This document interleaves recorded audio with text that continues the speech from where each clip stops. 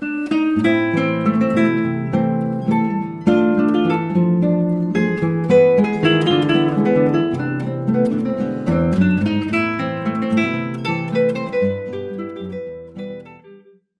Menino e o Mundo nos chama muita atenção, logo de primeira, né, pelo impacto visual. A gente é muito acostumado com aquelas produções, né, de caráter mais realístico, né, da computação gráfica. De repente você se depara com um desenho de animação, né, que nos remete diretamente, nos joga no mundo mais lúdico, no mundo mais inocente de uma criança, né, de pouca idade.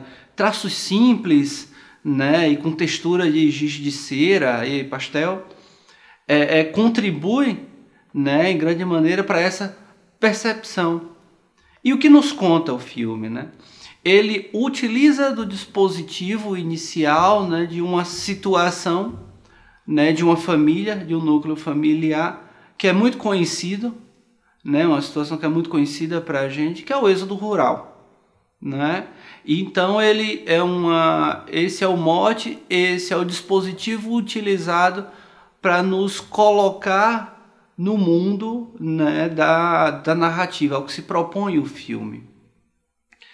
No primeiro momento, né, a gente tem aquela primeira parte onde a gente tem uma apresentação de uma família feliz no campo, né, onde se tem tudo espaço para o lúdico, o carinho familiar, até que as condições financeiras, né, praticamente obrigam, no caso o pai, a sair para a cidade, no movimento que a gente conhece e testemunha, né, constantemente, né, para a cidade. Ele sai para a cidade para procurar melhor condição de vida para sua família, para sua esposa e para o seu filho.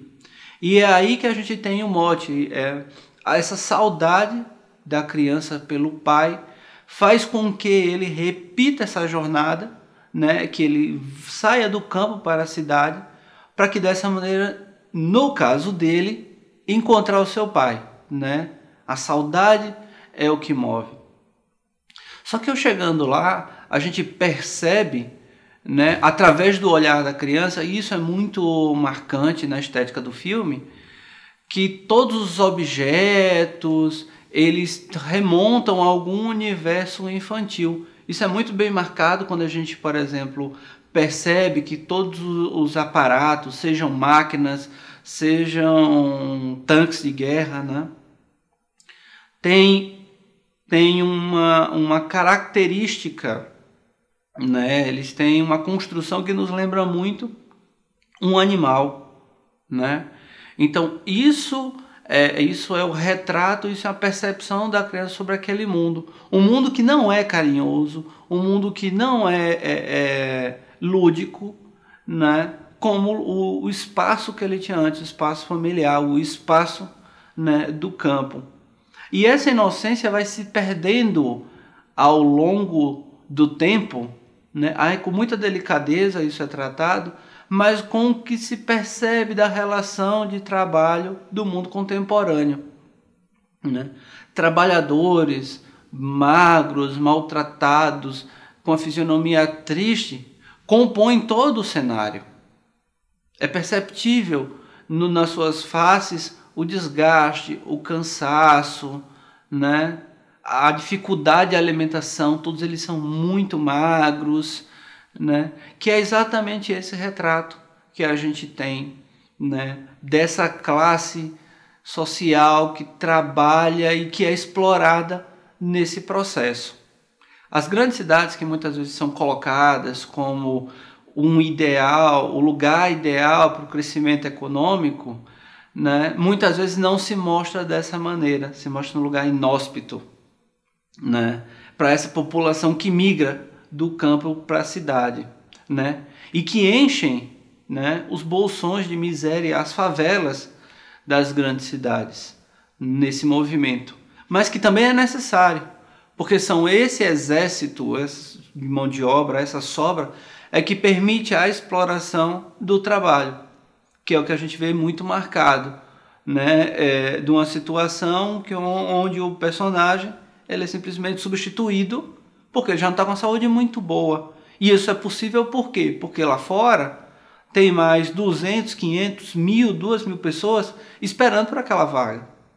Então isso é possível, né? Então o ideal para se manter esse modelo de exploração pelo trabalho é que se mantenha um exército de mão de obra excedente e resguardado, colocado à margem ali, num bolsão, numa favela, bem representado, inclusive, né, nas estruturas dos morros, que são locais que não contribuem para a urbanização, né, dentro desse modelo, né, do que a gente vê no filme.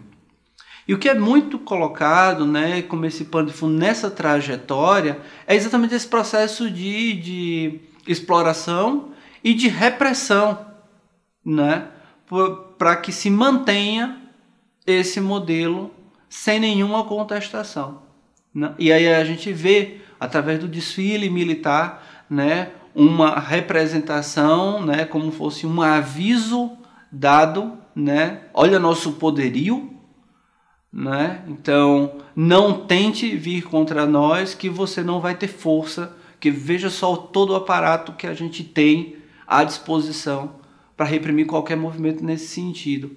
E é de fato o que acontece, né? Um movimento libertário, um movimento de contestação, ele é violentamente reprimido. E a gente viu, né, vocês viram isso durante a história do mundo, né, que todos esses movimentos que tentaram contestar, né, normalmente eles foram reprimidos. Então isso pode nos remeter, né, por exemplo, aos movimentos da Primavera Árabe, anos recentes. A gente pode também fazer algum paralelo com os protestos, né, que foram duramente reprimidos no Brasil antes da Copa. Aí há uma questão que é bem discutida e discutível também, tanto sobre os movimentos quanto sobre a repressão sobre eles, né? E é bastante marcante nesse filme, né, que pode ser adaptado para qualquer universo, uma crítica ao processo e às ditaduras, né? Vamos lembrar que esse filme foi feito no contexto de uma pesquisa para um documentário sobre as ditaduras na América Latina, e que existem pílulas durante o filme que nos remete diretamente, né? A figura rápida da cena do Marechal no jornal, né? Da notícia do telejornal sobre os processos, e que logo em seguida vem a matéria do futebol, lembrando um pouco a política pão e circo da Roma antiga, né? Para que se mantenha esse modelo vigente de exploração pelo trabalho, né? Da estrutura econômica do capital, explorados, que geram matérias-primas que são exportadas para cidades que são isoladas e bem protegidas dessa massa pobre, trabalhadora, e mais que se devolve a ela, né, produtos manufaturados de alto valor agregado para o consumo. E essa riqueza, né, ela retorna para essa cidade protegida, longe desse mundo feio, desse mundo pobre, desse mundo da exploração do trabalho, né? Então a gente tem todo esse pano de fundo, né, que na verdade é essa construção que é disparada pelo processo do êxodo que veio da saudade da criança em busca do seu pai na cidade e que não o encontra, né? E ao retornar para o seu lar, ela se percebe, né, sem a inocência, compreendendo o mundo, mas infelizmente sendo mais um nessa multidão, sendo praticamente empurrado a repetir os passos do pai, né? E o que é muito interessante durante o filme é a não linearidade temporal. Na verdade, eu contei essa história para vocês, que é o que vocês viram no filme, e você percebe que, na verdade, a criança, né, a gente consegue ver o primeiro momento quando ela conhece esse mundo e o momento já final, que é quando ela vive esse mundo, né? Nesse paralelo constante. E aí a gente se percebe no final de que todas as pessoas que colaboraram com essa criança, na verdade, é ela adulta. Na verdade, a gente está vendo o tempo presente da exploração dessa criança que cresceu e que saiu do campo para a cidade nesse mesmo movimento, né? E aí, para encerrar, a gente se depara com o retorno ao campo, onde o que resta, o pouco que resta a ele, né, já conformado em toda a situação, são as poucas lembranças que ele tem da infância.